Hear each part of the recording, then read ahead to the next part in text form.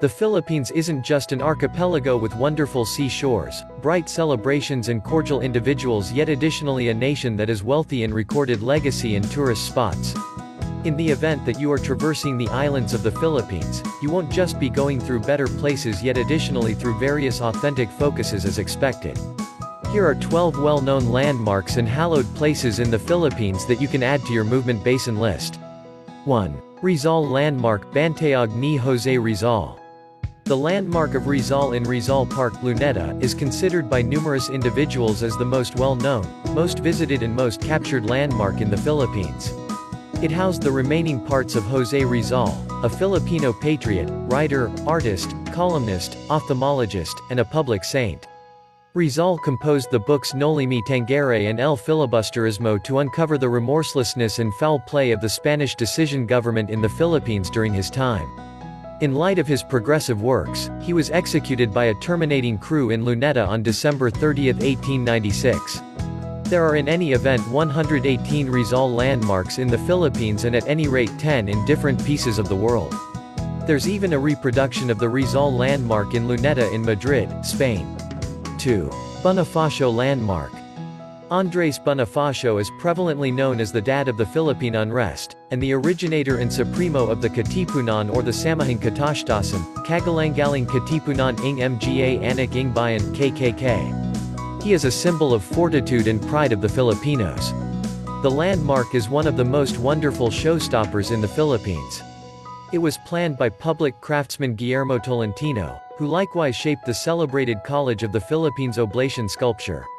A significant verifiable and social milestone in the Philippines, the landmark has 23 figures, including Emilio Jacinto, prevalently known as the Mines of the Katipunan, and the three martyred ministers Mariano Gomez, Jose Apolonio Burgos and Jacinto Zamora, notable by numerous Filipinos as the Gomburza. 3. Lapu-Lapu Sanctuary.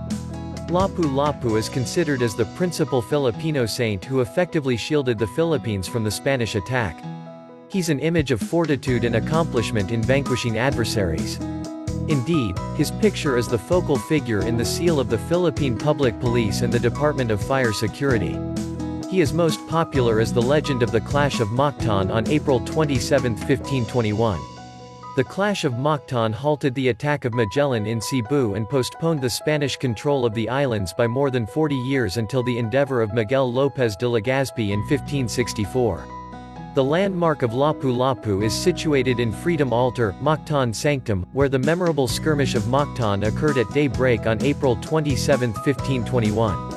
The territory is additionally where Magellan Sanctuary and the marker of the recognized the Portuguese conquistador was executed are found. 4. Magellan Hallowed Place. The landmark of Magellan is the most seasoned in this rundown. It was inherent 1866 that makes the landmark very nearly 150 years of age now. The landmark or holy place of Magellan is only a couple ventures from the sculpture of Lapu-Lapu. The two landmarks and other significant markers of occasions that occurred during the noteworthy Clash of Mactan are found in Freedom Sanctum or Mactan Holy Place. Ferdinand Magellan might be recollected by Filipinos as an adversary of the amazing legend Lapu-Lapu, yet the Portuguese voyager is additionally perceived by numerous individuals as the one who got Christianity the Philippines. The Portuguese traveler is additionally perceived by the world as the person who coordinated the Spanish endeavor from 1519 to 1522 that came about to the primary circumnavigation of the earth. A couple of steps from the landmark of Magellan is a marker on the specific spot where the Portuguese traveler was slaughtered during the skirmish of Mactan. 5. Leyte Landing Landmark. MacArthur Landing Remembrance Park in Palo Seashore was where the unified powers drove by Broad Douglas MacArthur arrived in Leyte on October 20, 1944. The landmark likewise helps us the satisfaction to remember MacArthur's notable words and guarantee, "I will return."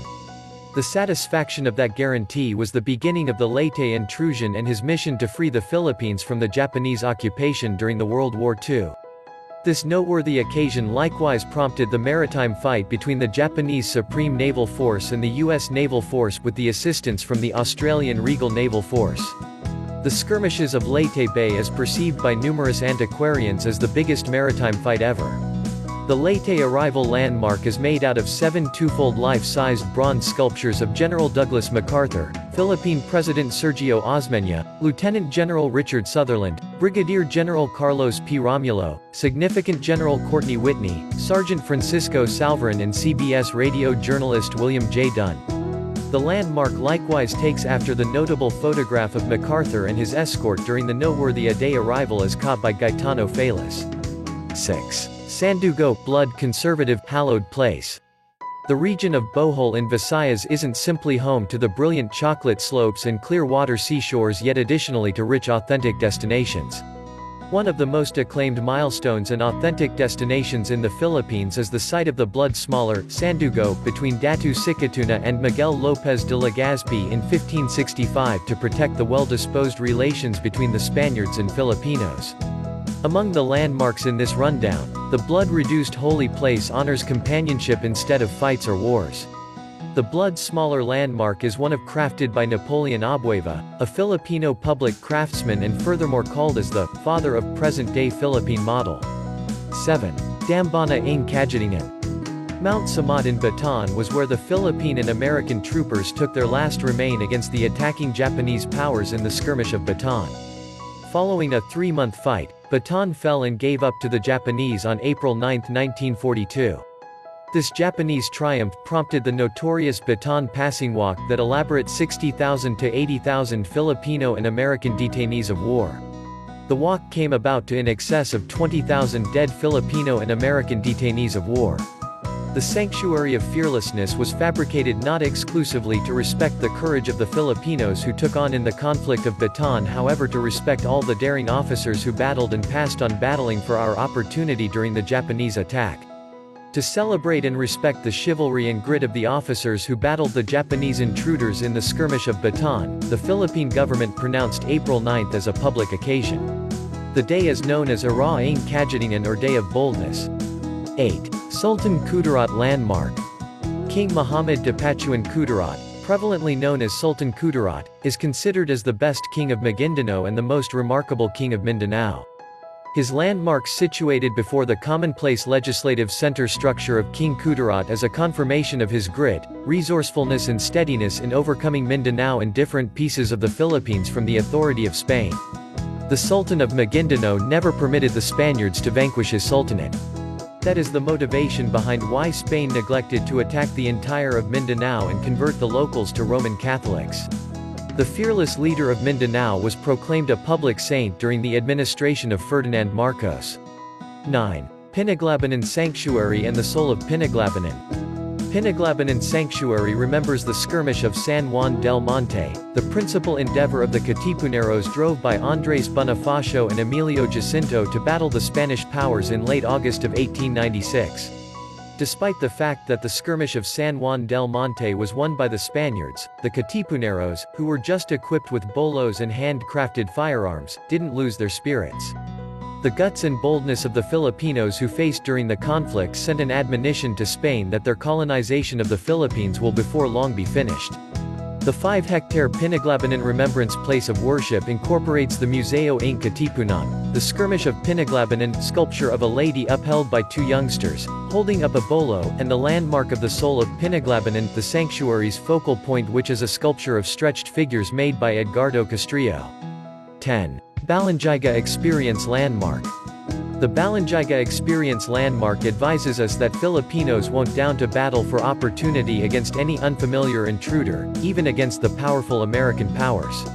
On September 28, 1901, the congregation ringers of Balangiga were rung to flag an assault by local Bolo warriors from Balangiga and the close-by towns of Lawan, Giporlos and Quinapondan that slaughtered in excess of 50 U.S. officers. The experience, prevalently known as the Balangiga Massacre, was depicted as the U.S. Armed Forces' most exceedingly awful annihilation during the Philippine-American War. The assault shocked General Jacob Smith and educated his men to slaughter all Filipinos who were fit for remaining battle-ready, including young men more than 10 years of age. A huge number of local people were murdered and homes were scorched under Smith's structure. The memorable ringers of the congregation at Balangiga were taken by the Americans as war goods. The chimes have not yet gotten back to the town's congregation even right up till today. 11. EDSA Sanctuary. The EDSA Sanctuary was initially worked to recognize the occasions during individuals' force unrest and its serene result. Individuals' force insurgency, likewise called the EDSA upset or the Philippine Transformation of 1986, was a progression of peaceful showings joined by more than 2 million Filipino regular people including a few political, military and strict characters on February 22–25, 1986. Individuals' power unrest caused the flight of the despot President Ferdinand Marcos and the rebuilding of the nation's majority rule system. The place of worship incorporates the 7-meter bronze sculpture of Our Woman of Harmony, etched by Virgie. 12. People Power Monument. The landmark is about 0.89 kilometers from the EDSA altar. I believe it's an extraordinary landmark to speak to individuals' force unrest or EDSA upset in 1986. The Filipinos procured the admiration of the world when they effectively exhibited the intensity of the individuals without utilizing savagery to end fascism and recapture vote-based system in the Philippines. Last musings. The memorable landmarks and sanctuaries in the Philippines ought to remind us about the boldness, battles and forfeits made by Filipinos more than many years to accomplish the opportunity that we appreciate today. Before, they dealt with our freedom. In right now, would we be able to deal with our opportunity? Our saints paid bloods and lives. Allow us to visit them, and reimburse them with deference and honor. Anyway, what number of the landmarks and sanctuaries above have you visited as of now? What other chronicled tourist spots in the Philippines would you be able to add to this rundown? Don't hesitate to say something underneath. Thank you for watching. Please don't forget to like, share and subscribe. Thank you so much, and have a good day.